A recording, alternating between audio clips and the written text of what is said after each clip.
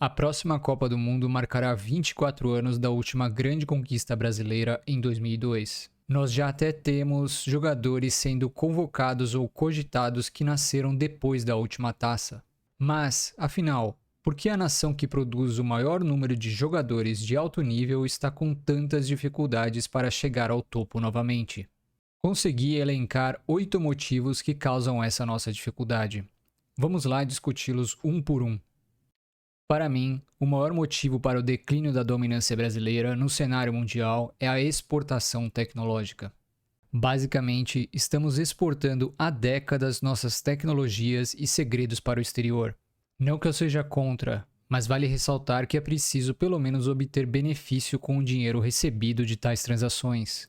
E, para mim, não está claro se isso tudo foi algo produtivo.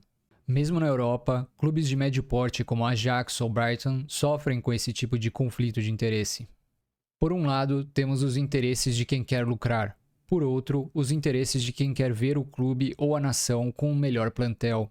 Enfim, exportar nossos melhores jogadores eleva os níveis das ligas recebedoras e diminui os níveis das nossas. Com esse processo recorrendo ao longo de décadas, temos a evidente queda na qualidade das ligas nacionais, o que também dificulta a geração de talentos futuros para nós, enquanto ajuda os prospectos exteriores. O nosso chamado jogo bonito pode ser categorizado dentro de sistemas relacionais, em que o foco é a relação entre os jogadores, não o posicionamento em relação a outra equipe ou ao campo. Nesse sentido, um dos principais motivos para a contratação controversa do ex-técnico do Fluminense, Fernando Diniz, foi seu sucesso com sistemas relacionais. O sistema relacional desajeita a formação para configurar um jogo mais fluido e imprevisível, apostando na habilidade e atletismo dos jogadores para perfurar a tática adversária. Porém, está cada vez mais difícil de se obter vantagem em habilidade ou atletismo internacionalmente. E um sistema posicional é geometricamente mais eficiente em termos de espaço. Essa eficiência faz com que, quando o sistema relacional perde a bola, já haja jogadores posicionais disponíveis para um contra-ataque, contribuindo para uma volatilidade tremenda nos sistemas relacionais. A diferença entre as duas filosofias pode ser resumida na frase de Pep Guardiola, ex-técnico do lendário Barcelona dos anos 2010. Nós não vamos à bola.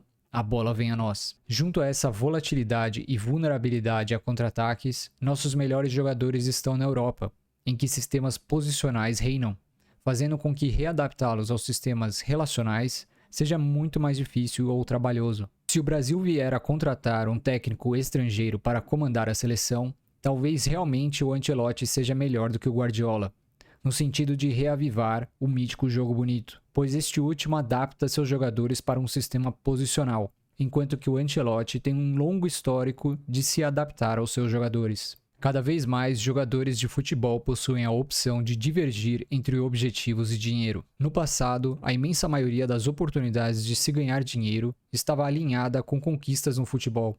Mas, hoje em dia, com ligas na China, Estados Unidos e Oriente Médio, nossos jogadores podem abdicar da pressão e estresse de ter que ganhar partidas para relaxar e somente ganhar dinheiro. E, além disso, os brasileiros estão muito mais vulneráveis ao delírio da bonança do dinheiro. Para os nossos jogadores, que frequentemente crescem com nada, os milhões no exterior mudam completamente a perspectiva de como eles veem a vida. E dinheiro esse que já é ordens de magnitude maior que mesmo os maiores craques em 2002 recebiam. Escala faz a diferença. De repente, eles passam a se questionar se todo o drama, pressão e dia a dia futebolístico valem a pena depois de terem assegurado o futuro financeiro para si e para suas famílias. Sem falar que muitos brasileiros tinham no futebol uma maneira de se dar bem na vida, não necessariamente algo de que realmente gostavam. Em contrapartida, para um europeu médio, é mais provável que não haja tantas dificuldades assim. Portanto, eles vão ser mais decididos em relação ao que querem do futebol. Quantos Ronaldinhos e Adrianos não perderemos por essa falta de consciência e prevenção? O problema do dinheiro é uma das fontes da queixa comum de falta de gana dos jogadores brasileiros, especialmente quando comparados aos nossos irmãos.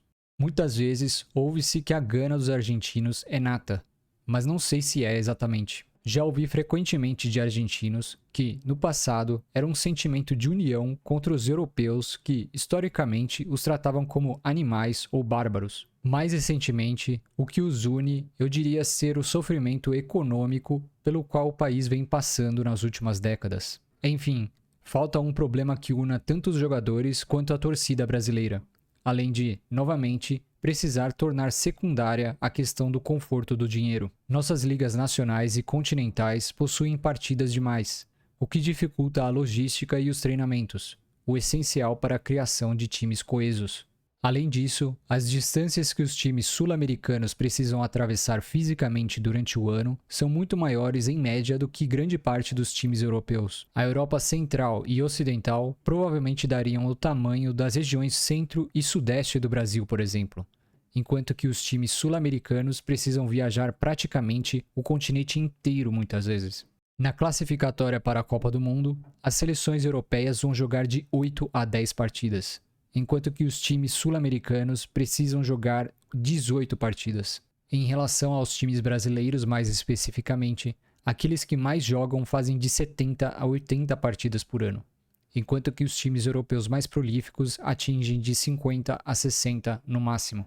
A diferença é muito grande no dia a dia e logística, ainda mais considerando as distâncias viajadas. O número de conquistas passadas faz com que o Brasil teime a se adaptar, muito por orgulho, algo resumido na frase: quando o Brasil perde, ele perde para ele mesmo. Isso desmerece o adversário, enquanto fingimos que o problema é menor do que a realidade demonstra. Não há exemplo melhor de orgulho e prepotência do que 2006, em que a mídia conseguiu amplificar a fiasco mor a tendência à preguiça na seleção que possivelmente foi a mais talentosa já convocada de todos os tempos.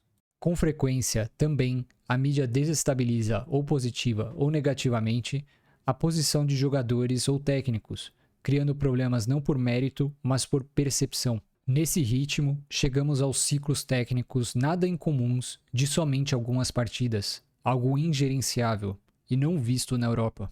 Junto a isso, temos a falta de educação psicológica dos jogadores, em grande maioria sem treinamento para lidar com a mídia. Não é nada raro que jogadores do mais alto nível tenham suas vidas pessoais e profissionais completamente desestabilizadas por algumas manchetes.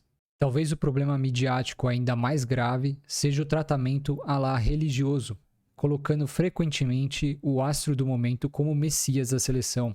Isso não só distorce a percepção pública, como também a percepção dentro da própria seleção. E, circundando toda essa novela, a mídia tende a discutir os tópicos de maneira muito superficial, caótica e desestruturada. A ignorância resultante os ajuda a manter o controle da conversa ad eternum. Apesar de que há críticas válidas ao Neymar, é fato que, em mais de 10 anos, nenhum outro talento como ele apareceu, e ele acaba carregando um peso e responsabilidade que outros deveriam compensar. Na última Copa do Mundo, o Vini Júnior ajudou a compartilhar a tarefa de maneira a nos deixar esperançosos, mas suas últimas performances deixam a desejar. A falta de atacantes de expressão também, pelo menos nos últimos 10 anos, é um grande problema para se compor um elenco. Hoje, nossas duas melhores opções são Gabriel Jesus e Richarlison, dois jogadores que, provavelmente, nem reservas seriam na seleção campeã de 2002. No geral, atualmente, porém, precisaremos de um pouco de paciência com o momento da seleção. A maioria dos nossos jogadores são muito jovens, e a inexperiência se faz presente. E, por fim, temos um dos problemas fundamentais: a corrupção na Conmebol e CBF. Com tanto dinheiro desperdiçado, juntando com o que os clubes provavelmente também desperdiçam com corrupção, quantos talentos não deixaram de nascer por falta de recursos? Não vou entrar muito no assunto, pois não tenho provas concretas. Mas há rumores de que, beirando corrupção, patrocinadores pesados como a Nike têm poder suficiente para vetar e escolher convocados. Bom, acho que é isso. Esses são os motivos que eu pude elencar. O que vocês acham? Algum outro problema essencial que eu não mencionei? Se você gostou, não se esqueça de deixar uma curtida. E, se não gostou, não tem problema. Deixe um comentário e aperta 2 vezes o botão de descurtir. Ah, e qual tópico você gostaria de ver num próximo vídeo? Até lá. Fui.